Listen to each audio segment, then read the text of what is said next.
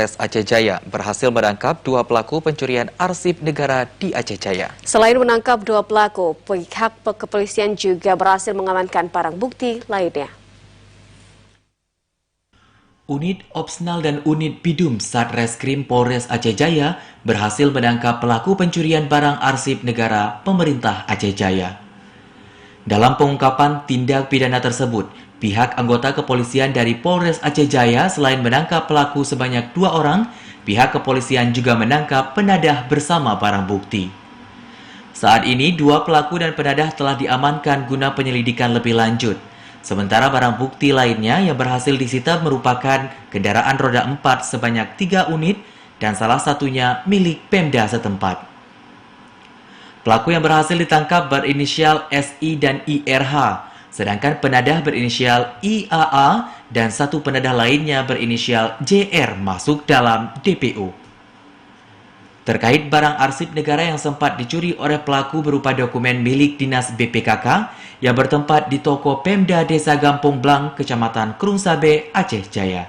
Aksi ini terungkap karena laporan dari masyarakat setempat. Kapolres Aceh Jaya, AKBP Yudi Wiyona mengungkapkan pelaku sudah melakukan aksi sebanyak 10 kali, terhitung mulai 10 Februari sampai 2 Maret 2022 dengan menggunakan kendaraan roda 4. Menurut Kapolres Aceh Jaya, arsip yang dicuri oleh para pelaku selanjutnya dijual ke penadah lebih kurang 8 ton dengan mendapatkan uang sebesar 11 juta rupiah.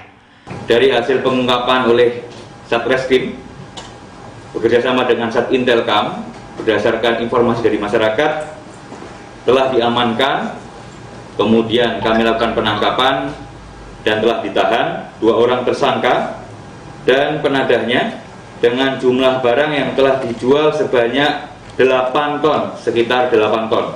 Kemudian mendapatkan uang sebesar 11 juta rupiah. Dari hasil pengungkapan tersebut, arsip-arsip lainnya itu telah dijual ke penadah lainnya di Banda Aceh dan saat ini sedang kami lakukan pengejaran untuk mendapatkan barang-barang bukti tersebut.